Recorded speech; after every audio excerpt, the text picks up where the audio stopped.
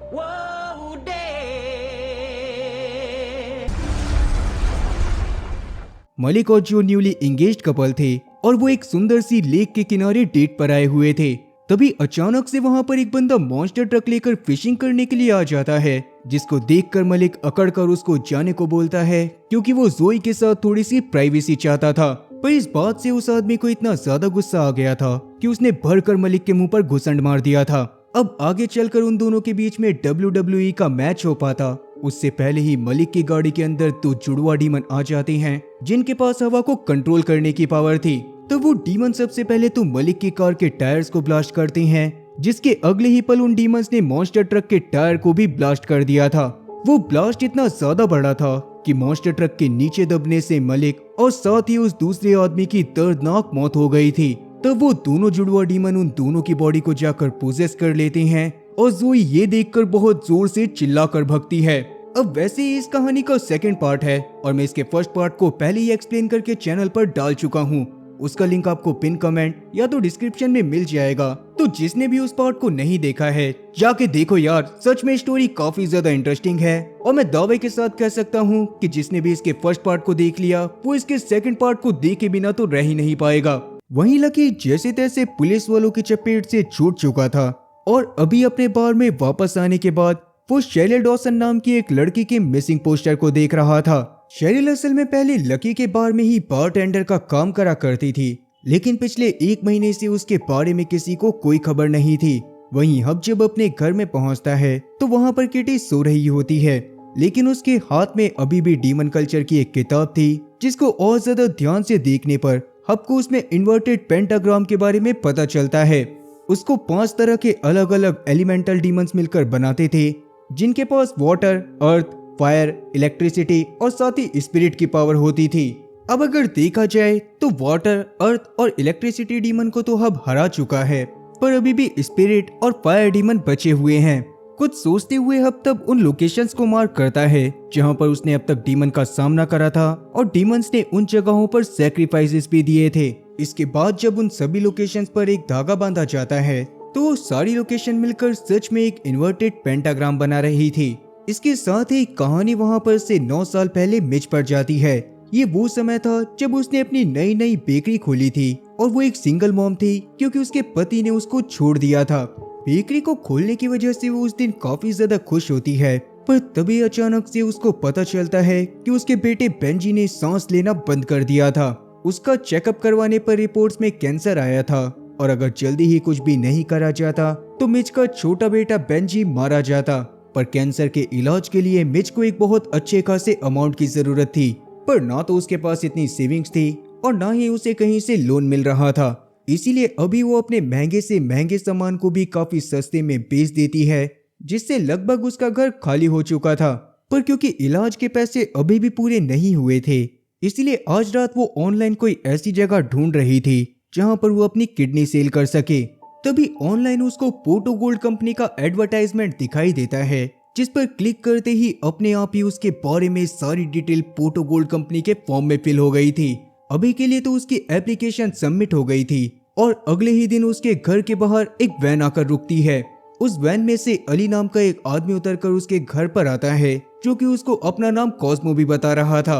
वो Poto gold company में काम करता था और उसके हिसाब से बेंजी की जान को बचाया जा सकता था, लेकिन अगर बेंजी सही हो जाता तो पोटो गोल्ड कंपनी के लिए मिच को सुपरवाइजर का काम करना पड़ता। मिच को शुरुआत में तो इन सब बातों के ऊपर बिल्कुल भी भरोसा नहीं होता, पर अली वहां पर एक फैक्स मशीन को रखवाता है, जिससे ही मिच को आगे चलकर उसके मिशंस के बारे में पता चलने वाला था। उसका काम यही होता कि वो लोगों से डॉक्यूमेंट साइन करवाती और उनकी सोल्स के बदले में उनको मेरिकल्स बेचती। पर अभी भी मिच को ज्यादा चीजें समझ में नहीं आ रही थी, इसीलिए अली उसको खुल के बता देता है कि अब वो हेल के राजा डेविल के लिए काम करने वाली है, जिसके बदले में उसका बेटा बेंजी सही हो जाएगा। साथ ही अली ने वहां पर मिच के सामने 2 चॉइसेस भी रख दी थी। पहली चॉइस में वो इस जॉब को डिक्लाइन करके बेंजी के फर्स्ट बर्थडे पर उसको दफना करा सकती थी, और सेकंड चॉइस में वो इस जॉब को एक्सेप्ट करके आज से कुछ सालों बाद बेंजी की शादी में नाच सकती थी। मिच के लिए अभी के समय पर चूज करना काफी ज्यादा आसान था। वो बेंजी को किसी भी हालत में बचाना चाहती थी, इसीलिए मिज उस जॉब को एक्सेप्ट कर लेती है और अली मिज का खून भरा फिंगरप्रिंट एक एग्रीमेंट पर लेकर उसको फैक्स से पोर्टो गोल्ड कंपनी में भेज देता है। इसके अगले पल ही मिज के हाथ पर डेविल के हाथ के फिंगरप्रिंट बन गए थे और साथ ही उसको मिरर के अंदर अली का असली रूप भी दिखाई दे रहा था। मिज को अब ये बात समझ आ गई थी कि ये सारी चीजें पूरी तरह से सही हैं और अभी थोड़ी देर पहले उसने डेविल के साथ डील साइन कर ली है। अब प्रेजेंट टाइम तक बेंजी पूरी तरह से सही हो गया था और मिज अभी के लिए उसके साथ कुकीज बना रही थी। तभी मिज के घर की डोर बेल बजती है और उससे मिलने के लिए हब आया हुआ था, पर क्योंकि मिज को इस तरह से किसी से मिलना अलाउड नहीं था, इसीलिए वो अपने सेफ में से एक गन को निकालती है और हब को वहां से जाने को बोलती है। लेकिन हब वहां पर आया था ताकि वो उससे डीमंस के द्वारा करे जाने वाले सैक्रिफाइसेस के बारे में और ज्यादा बात कर सके और हो सकता था कि हब ने जो भी रिसर्च करी है उसके बाद वो लोग इस काम से फ्री हो जाएं, क्योंकि हब को शुरुआत में यही लग रहा था कि मिज भी पहले मरकर नर्क में गई होगी और बाद में जब डेविल ने उसके साथ डील साइन करी होगी तो उसे फिर से अर्थ पर भेज दिया गया होगा। लेकिन असल में मिज ने ये काम खुद से चूज करा था ताकि वो बेंजी की जान को बचा सके। इवन बाद में उसने एक बार इस काम को छोड़ने की भी कोशिश करी थी, जैसे कि उसने टारगेट पर ध्यान नहीं दिया, आने वाले फैक्ट्स को इग्नोर करा, पर उसके तुरंत बाद ही बेंजी का कैंसर भी वापस आ गया था।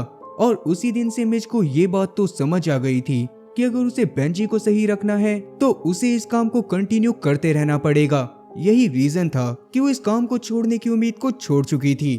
अभी के लिए वो हब को वहां से जाने को बोलती है और इसीलिए हब भी वहां पर अपनी रिसर्च फाइल को छोड़कर चुपचाप वहां से चला जाता है। तभी रास्ते में हब को किटी का कॉल आता है, जो कि उसको सिल्फ्रेस नाम के एक डीमन के बारे में बताती है जिसके पास हवा को कंट्रोल करने की ताकत थी और उसके साथ उसका एक भाई हमेशा रहा करता था। किटी के पास सिल्फ्रेस की पुरानी लोकेशन होती है जो कि उसी लेक के पास थी, पर वहां जाने पर हब को सिल्फ्रेस नहीं मिलता। इसीलिए वो पेंटाग्राम को याद करता है जिसमें एयर का साइन ईस्ट डायरेक्शन में बना हुआ था। वो याद आने के बाद हब इस बात को समझ जाता है कि जरूर ही सिल्फ्रेस डीमन अपने भाई के साथ ईस्ट डायरेक्शन में गया होगा। इसीलिए वो ईस्ट डायरेक्शन के एक ब्रिज के पास जाकर खड़ा हो जाता है। अब रात के समय में हब को ब्रिज के ऊपर मलिक और साथ ही वो दूसरा आदमी दिखाई दे गया था जिन्होंने जोई को उसका सैक्रिफाइस करने के लिए पकड़ रखा था। हब तब उन दोनों को ही लगातार शूट करने की कोशिश करने लगता है, पर अचानक से ही एक ट्रक आकर उसके ट्रक को टक्कर मारते हुए पलटा देता है। वो बंदा लकी था जो कि हब से किसी चीज का बदला लेना चाहता था। हब अभी अपनी गन के पास जाने की कोशिश कर ही रहा होता है कि लकी उसके फेस पर लात मारकर उसको बेहोश कर देता है। अब क्योंकि सुबह तक किटी के पास हब की तरफ से कोई भी रिस्पॉन्स नहीं आता तो वो खुद ही उस लोकेशन पर पहुंच जाती है जहां जाने पर उसको उसका ट्रक तो पलटा हुआ मिल गया था, लेकिन उसके अंदर हब नहीं होता। वो सबसे पहले तो हब के फोन को वहां से उठाकर निकलने लगती है और उसको ऐसा लग रहा था जैसे कि हब को डीमंस अपने साथ लेकर चले गए होंगे। किटी इस बात से काफी ज्यादा परेशान थी कि तभी उसको एक जगह पर बहुत ज्यादा भीड़ दिखाई देती है, जहां जाने पर उसे पता चलता है कि असल में वहां पर खून से बने एक ट्रायंगल के बीच में जोई की लाश पड़ी हुई थी जिसे सिल्फरिश डीमंस ब्रदर ने बहुत ब्रूटली जान से मार दिया था। उस लोकेशन पर रूबी जब किटी को देखती है तो वो बहुत ज्यादा शॉक होती है।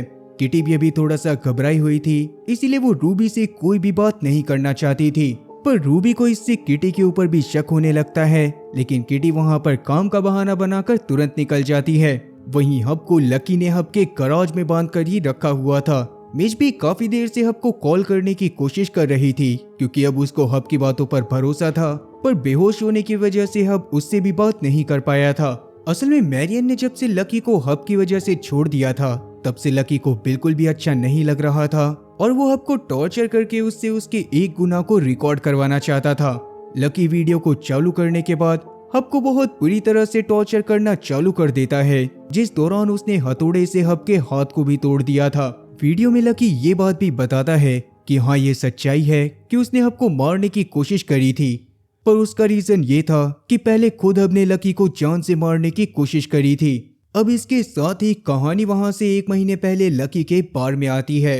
ये वो समय था जब मैरियन हब से डी अटैच होकर लकी से काफी ज्यादा अटैच होने लग गई थी और इसी बारे में बात करने के लिए हब लकी के बार में आया था।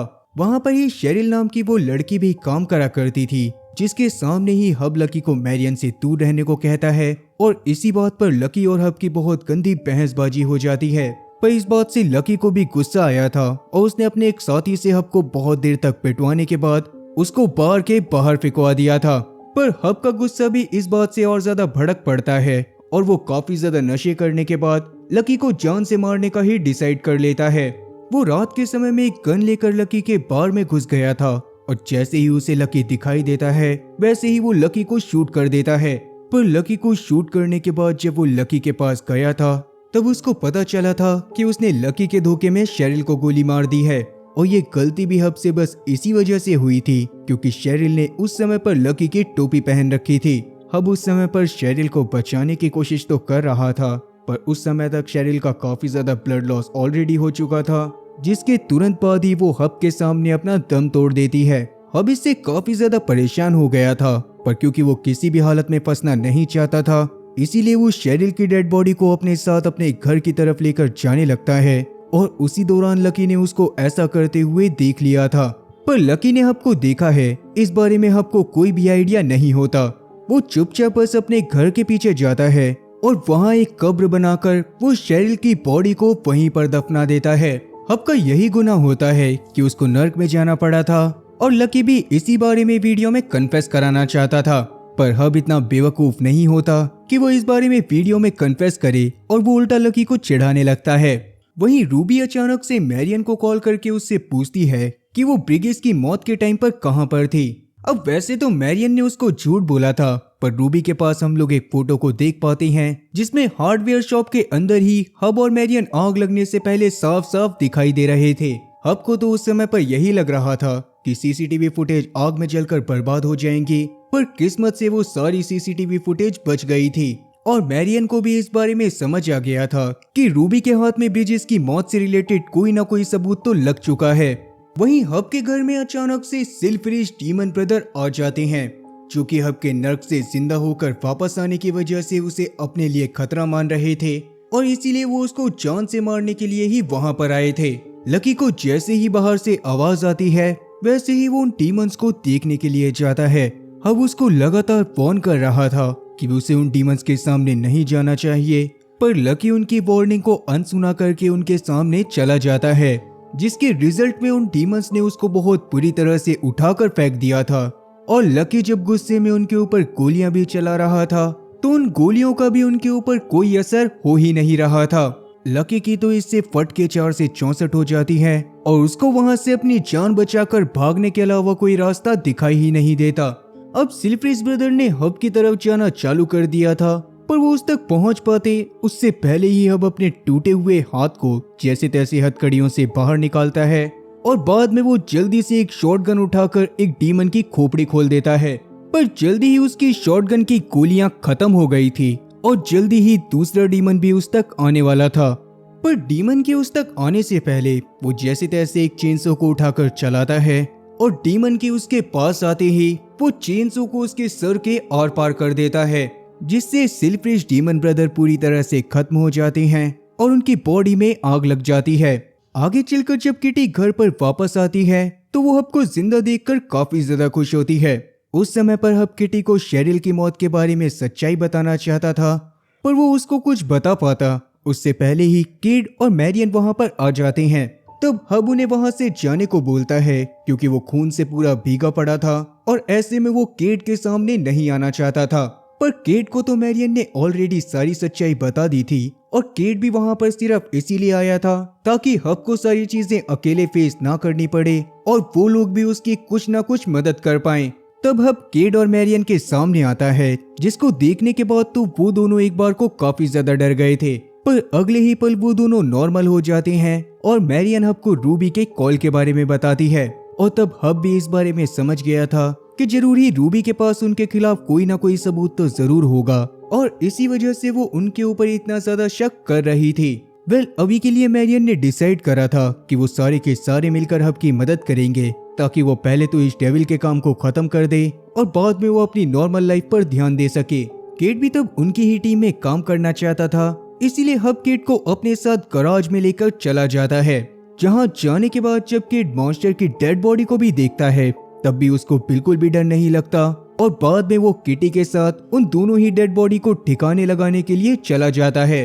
आगे हब भी गराज की सफाई कर ही रहा होता है कि तभी अचानक से उसकी नजर लकी के फोन पर पड़ती है, जिसको लकी डर के मारे वहीं पर छोड़ गया था।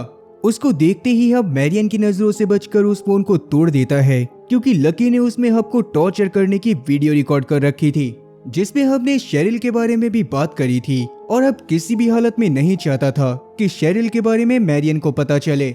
अभी तक किटी और केट भी वापस आ गए थे और क्योंकि हेलोरन फैमिली इतने टाइम बाद एक दूसरे के साथ थी, इसीलिए सब लोग काफी ज्यादा खुश थे। और अब तो किटी को इस बात से भी कोई मतलब नहीं था कि हब को नर्क में क्यों भेजा गया था। वो बस चाहती थी कि हब ने जो भी गलती करी थी उसका उसको पछतावा हो और आगे चलकर वो उस गलती को कभी भी रिपीट ना करे। हब को शेरिल की जान लेने का पछतावा तो बहुत था, पर अभी भी उसने इस बारे में किसी को कुछ भी नहीं बताया था। तभी अचानक से उन लोगों को पोटो गोल्ड से एक और फैक्स आता है, जो कि इस बार पायरेलिस नाम के डीमन के बारे में था। अब तक के सभी डीमंस के मुकाबले पायरेलिस डीमन सच में काफी ज्यादा खतरनाक था और वो पूरी कॉलोनी तक को जलाकर खत्म करने की पावर रखता था। पायरेलिस की असीम ताकतों की वजह से ही पोटो गोल्ड वालों को भी नहीं पता होता कि इस बार पायरेलिस ने किसकी बॉडी के ऊपर कब्जा करा है। उन्हें बस उसकी लोकेशन के बारे में ही पता था, जो कि पास की ही एक कॉलोनी थी। अब क्योंकि ये उन 5 डीमन में से आखिरी डीमन था, इसीलिए किसी भी हाल में उन्हें इस डीमन को बलि देने से रोकना ही था, क्योंकि अगर पायरेलिस भी बलि देने में कामयाब हो जाता तो कुछ ना कुछ तो ऐसा जरूर होता जिससे पूरी दुनिया खत्म हो सकती थी। पर अगर हब पायरेलिस को हरा देता तो उसका काम खत्म हो जाता, क्योंकि किसी को भी इस बारे में कोई भी अंदाजा नहीं था कि अगर एक बार हब का काम खत्म हो जाता है तो उसको अर्थ पर ही रहने दिया जाएगा या फिर वापस से नर्क में भेज दिया जाएगा। तब हब मिशन पर जाने से पहले सबसे एक बार प्रे करने को बोलता है, जिस पर पहले तो केट नहीं मानता, क्योंकि अभी भी उसको यही लग रहा था कि भगवान ने गलती से हब को नर्क में भेज दिया। और यही रीजन था कि केट भगवान से काफी ज्यादा नाराज था। पर उस समय पर हब खुद से उसका हाथ पकड़कर सबके साथ प्रे करता है और उसके बाद वो सारे के सारे लोग सीधा कॉलोनी की तरफ जाने लगते हैं। आगे वो लोग अपने घर से बाहर निकले ही होते हैं कि तभी वहाँ पर मिज आ जाती है, जो कि हब की रिसर्च देखकर समझ गई थी कि उन्हें किसी भी हालत में लास्ट डीमन को रोकना ही पड़ेगा। और उसके रीजन के बारे में मिस को पता चल गया होता है, जो कि यही था कि अगर लास्ट डीमन बलि दे देता तो डेविल की कैद में मौजूद 7 सबसे खतरनाक डीमन में से कोई एक आजाद हो जाता, जो कि पूरी दुनिया में तबाही मचाने के लिए काफी था। अब क्योंकि पायरेलिस डीमन पूरी कॉलोनी को ही जलाने का दम रखता था, इसीलिए हब और सारे लोग डिसाइड करते हैं कि पहले तो वो पूरी कॉलोनी को खाली करवा देंगे। इवन मिज अपने साथ एक खास तरह का मिरर भी लाई थी, जिसके अंदर वो किसी भी इंसान की सच्चाई को देख सकती थी। मतलब कि डीमन की परछाई अगर उस मिरर के ऊपर पड़ती तो वो डीमन मिज को मिरर के अंदर डीमन जैसा ही दिखाई देता। कॉलोनी को खाली करवाने के इरादे से वो सारे के सारे लोग फायर फाइटर के कॉस्ट्यूम को पहन कर जाते हैं और पूरे कॉलोनी में गैस लीकेज का बहाना बनाकर सबके घर को खाली करवाने लगते हैं। साथ के साथ मिज अपने पास मौजूद खास मिरर से देखती भी जा रही थी कि बाहर की तरफ जाने वाले इंसानों में वो पैरालिस डीमन है भी या फिर नहीं। पर पूरी कॉलोनी को खाली कराने के बावजूद भी अब तक उन्हें पैरालिस डीमन के बारे में कुछ भी पता नहीं चला था।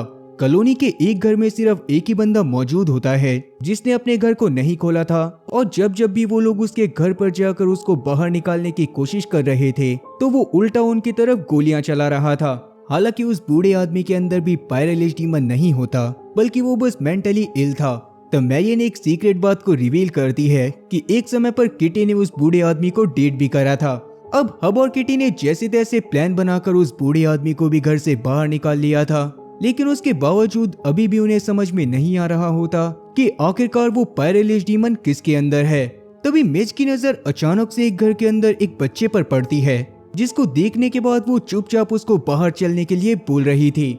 वो बच्चा थोड़ा सा अजीब रिएक्ट कर रहा था और जब मिज उसको मिरर में देखती है तो उसको पता चलता है कि उस बच्चे के ऊपर ही पैरालिस डीमन ने कब्जा करा हुआ था।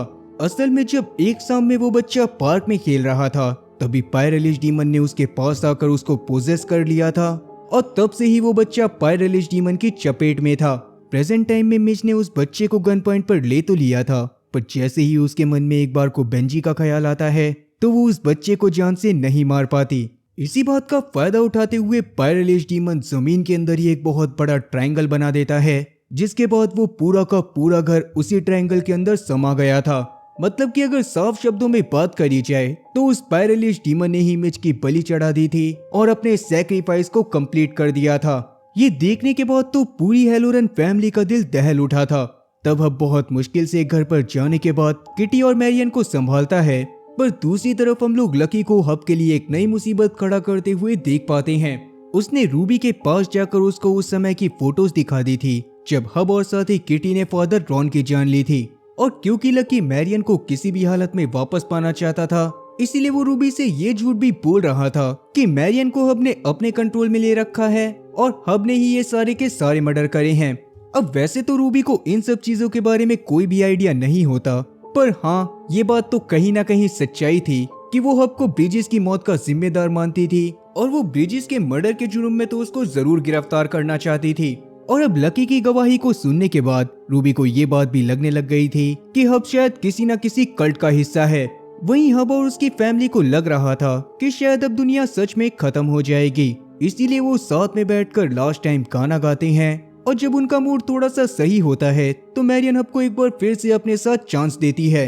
वो दोनों इंटीमेट होने के लिए चले गए थे, जिसके बाद सुबह सुबह जब हब की आंख खुलती है तो उसको पोर्ट ऑफ गोल्ड की तरफ से एक फैक्स आया हुआ था। उस फैक्स के अंदर लिलिथ नाम के एक डीमन के बारे में लिखा हुआ था, जो कि डेविल के 19 सबसे खतरनाक डीमन में से एक थी जिनके बारे में मिज ने बताया था। और अगर पोर्ट ऑफ गोल्ड की तरफ से हब के पास ये फैक्स आया था तो ये बात साफ थी कि अब हब को जाकर लिलिथ को रोकना था। अभी के लिए जब हब लिलिथ की लोकेशन को देखता है तो उसके होश तो पूरी तरह से उड़ जाते हैं, क्योंकि लिलिथ की लोकेशन उसके घर के पीछे ही दिखा रहा था। इसीलिए हब भागते हुए सीधा शेरिल की ग्रेव के पास जाता है। अब यहाँ पर सबसे शॉकिंग बात तो ये थी कि शेरिल की बॉडी उसकी ग्रेव के अंदर मौजूद नहीं थी, जो देखने के बाद तो हब के एकदम होश उड़ गए थे। उसको ये बात समझ आ गई थी कि लिलिथ ने शेरिल की बॉडी को ही पोजेस कर लिया है और वो शेरिल की बॉडी में ही शहर में घूमने के लिए निकल गई है। इसीलिए फाइनली इस बारे में हब जाकर सभी लोगों को बता देता है कि किस तरह से पहले उसने धोखे से शेरिल की जान ले ली थी और बाद में अपने गुनाह को छुपाने के लिए उसने शेरिल की बॉडी को अपने घर के पीछे ही लाकर गाड़ दिया था। पर क्योंकि ये बात सभी लोगों की नजरों में काफी ज्यादा गलत थी और वो हब को इस चीज में सपोर्ट नहीं कर सकते थे, इसीलिए हब के सारे फैमिली मेंबर उससे काफी ज्यादा नाराज हो गए थे और अब वो किसी भी हालत में उससे बात नहीं करना चाहते थे। इवन तब गुस्से में मैरियन वहां से केट को लेकर भी चली गई थी। खैर हब की इस सिचुएशन पर तो ये शायरी पूरी तरह से फिट बैठती है कि अभी आए अभी गए अभी दामन संभाला है, अभी आए अभी गए और अभी दामन संभाला है, लेकिन तुम्हारे जाऊं जाऊं ने तो मेरा दम निकाला है। मानता हूँ कि शायरी में इतना दम नहीं था, पर कमेंट सेक्शन में वाह वाह जरूर लिख देना। खैर गुस्से में अभी अब वहाँ पर से लकड़ियों को काटने के लिए चला जाता है कि तभी अचानक से उसको घर के पास से कुछ अजीब सी आवाजें आने लगती हैं। उसे लगता है कि लिलिथ उसको मारने के लिए आई है और वो इस बात के लिए तैयार भी था, पर तभी उसके पीछे अली की गाड़ी आती है जो कि मिज को वहाँ पर छोड़ने के लिए आया था। अब जाहिर सी बात है कि मिज डेविल के लिए काम कर रही थी और मरने के बाद तो वैसे ही उसको हेल में जाना था, तो उसके मरने के बाद डेविल ने उसको एक बार फिर से अर्थ पर भेज दिया था। पर हब का मन तो इस काम से पूरी तरह से उठ चुका था। वो इस बार किसी भी डीमन को नहीं पकड़ना चाहता था, पर मिज उस समय पर उसको सहारा देती है और किसी तरह से उसके दिमाग को ठिकाने पर लाती है। आगे चलकर मिज लिलिथ के बारे में बताती है कि लिलिथ पहले के टाइम पर एक बहुत ही सुंदर एंजल हुआ करती थी जिसको गाना गाना बहुत ज्यादा पसंद था और भगवान उसकी आवाज के दीवाने थे। लेकिन इसी बात की वजह से बाकी सारे एंजल्स के मन में लिलिथ के लिए जलन का भाव पैदा होने लग गया और उन्होंने किसी तरह से उसको मजबूर कर दिया कि वो डेविल के लिए काम करे, जिससे भगवान लिलिथ से नाराज हो गए थे और उन्होंने सजा के तौर पर उसको हेल में भेज दिया था, जहां पर उसको इटर्निटी तक म्यूजिक से दूर रहने की सजा काटनी थी। पर बिना म्यूजिक के क्योंकि लिलिथ को भी अच्छा नहीं लगता था, इसीलिए वो पहले भी हेल से काफी बार भाग चुकी थी। पिछली बार जब वो भागी थी तो उसको बहुत मुश्किल से एक मोनेस्ट्री में पकड़ा गया था, पर उसके पास माइंड कंट्रोल की पावर होने की वजह से उसने वहां के काफी सारे मॉन्क्स को जान से मार दिया था। और ऐसा उसने बस इसी वजह से करा था क्योंकि वो सारे के सारे मॉन्क्स उसको पकड़कर वापस से हेल में भेजना चाहते थे और वो म्यूजिक से दूर नहीं होना चाहती। वहीं अभी के लिए लिलिथ एक रेस्टोरेंट में चली गई थी, जहां जाने के बाद वो अपने पावर की मदद से सभी लोगों के माइंड पर कंट्रोल कर लेती है। और जब कुछ लोग उसकी हालत देखकर उसके लिए एम्बुलेंस बुलाने की बात करते हैं तो वो उनके मुंह को उनके हाथों से फड़वा देती है। वहीं हब और मिच लिलिथ को पकड़ने का रास्ता ढूंढने के लिए निकल चुके थे, पर उसी बीच रूबी, लकी और काफी सारे पुलिस वाले आकर किटी को गिरफ्तार कर लेते हैं और अब वो लोग हब को ढूंढने की भी कोशिश कर रहे थे। वहीं हब को एक रास्ता मिल गया था जिसकी मदद से वो लोग लिलिथ को पकड़ सकते थे।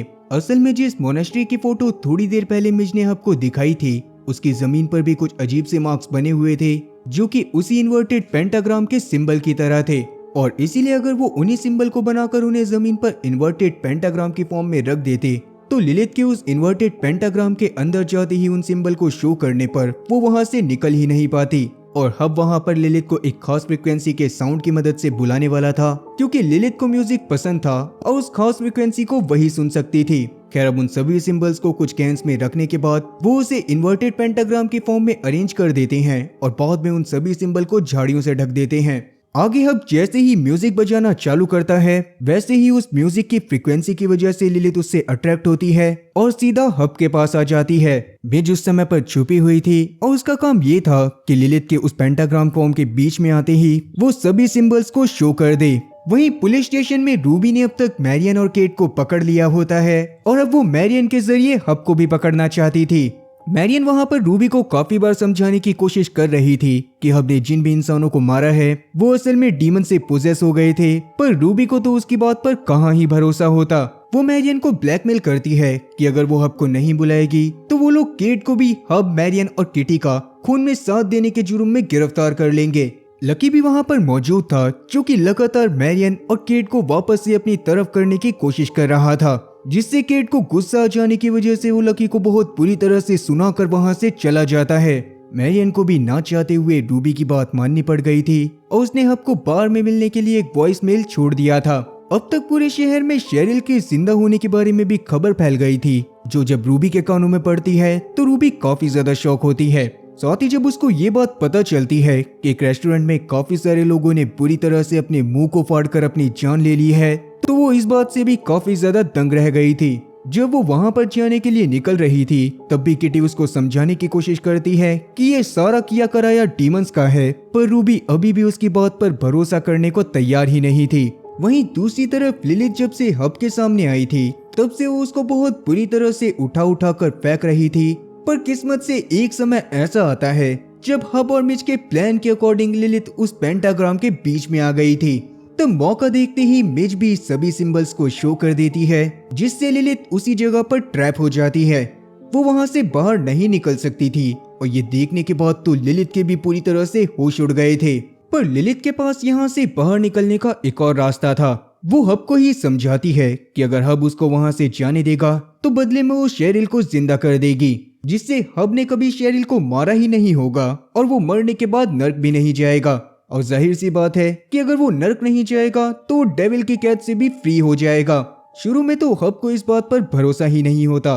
तब एक बार को तो लिलिथ उसकी शेरिल से बात करवाती है और साथ ही वो हब के सारे घावों को भी सही कर देती है, जिससे हब को लिलिथ की बातों पर भरोसा हो गया था और वो उसके साथ डील करना चाहता था। मिस तब हब को इस डील को एक्सेप्ट करने से मना कर रही थी क्योंकि इससे पूरी दुनिया खतरे में आ सकती थी, पर क्योंकि हब की फैमिली उसके शेरिल को मारने की वजह से ही उससे नाराज थी और शेरिल को मारने के बाद से ही वो इस गंदे काम में फंसा था, इसीलिए वो बस अभी अपने बारे में सोचते हुए लिलिथ की इस डील को एक्सेप्ट कर लेता है। जिसके बाद लिलिथ वहां पर एक रेविन बर्ड को बुलाती है और उसके बाद वो रेविन के अंदर अपनी सोल को ट्रांसफर करके शेरिल को एक बार फिर से जिंदा कर देती है और इस मोमेंट के अगले ही पल से हब के हाथ से डेविल का साइन गायब हो गया था। ये देखने के बाद हब भी अपनी तरफ से डील को पूरा कर देता है और उस पेंटाग्राम को ब्रेक करके लिलिथ को वहां से जाने देता है।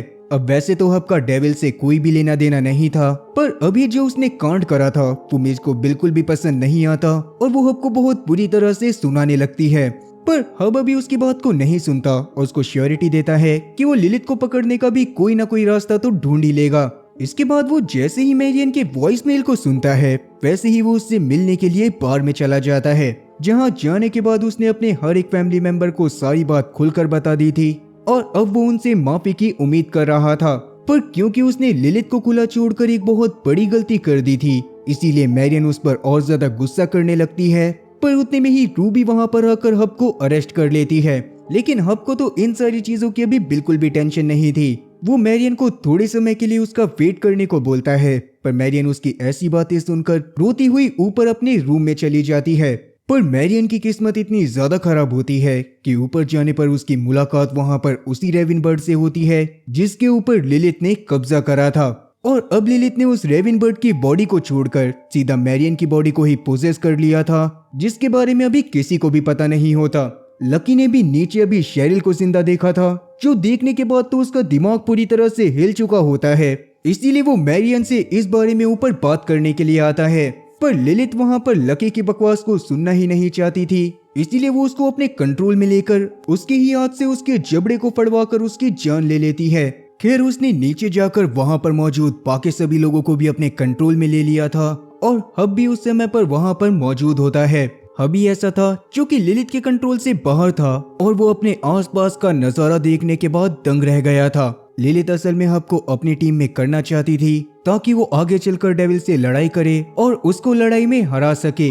इसीलिए वो हब को धमकाती है कि अगर हब उसका साथ नहीं देगा तो वो केड, किटी और मैरियन को जान से मार देगी। जो सब सुनने के बाद तो हब के दिमाग की सिट्टी पिट्टी गुल हो गई थी। पर अब वो आगे क्या करेगा उसके बारे में हमें अगले सीजन में जानने को मिलेगा, क्योंकि ये सीजन यहीं पर खत्म होता है और जब भी इसका सेकंड सीजन आएगा तो वो मैं करके अपने चैनल पर जरूर डालूंगा। आगे के लिए मुझे कौन सी सीरीज को करना चाहिए उसके बारे में कमेंट सेक्शन में अपनी राय जरूर देना, और जिसने अब तक चैनल को सब्सक्राइब नहीं करा है वो चैनल को भी सब्सक्राइब कर देना। हाल ही में मैंने एक और डायनासोर के टाइम के क्रीचर की कहानी को एक्सप्लेन करा है, जो कि दुनिया के 5 सबसे बड़े मास एक्सटिंक्शन का कारण बना था। वो कहानी भी लोगों को काफी ज्यादा पसंद आई थी, इसीलिए जिसने भी उस कहानी को नहीं देखा है उसको राइट हैंड साइड पर आने वाली वीडियो पर क्लिक करके देख सकते हो। बाकी उम्मीद है कि एक्सप्लेनेशन अच्छी लगी होगी और मैं इसी तरह की मजेदार एक्सप्लेनेशन वीडियोस लाता रहूंगा। खैर तब तक के लिए टाटा और गुड बाय।